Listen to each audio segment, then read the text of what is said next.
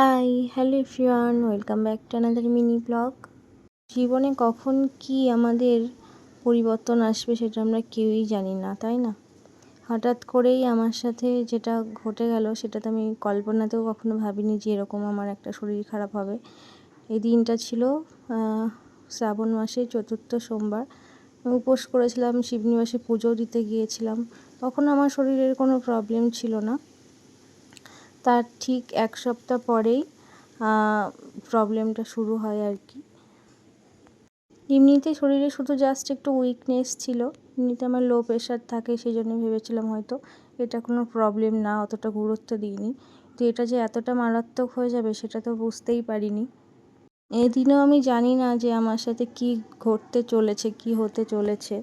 আমি তো পুজো দিয়ে দেখো কত সুন্দর পার্কে ঘুরে বেড়াচ্ছিলাম, তারপর আরও অনেক কিছু শপিংয়ে গেছিলাম, মামায়ের স্কুলে গেছিলাম। মানুষের জীবনের কিন্তু কোনো নিশ্চয়তা নেই সত্যি।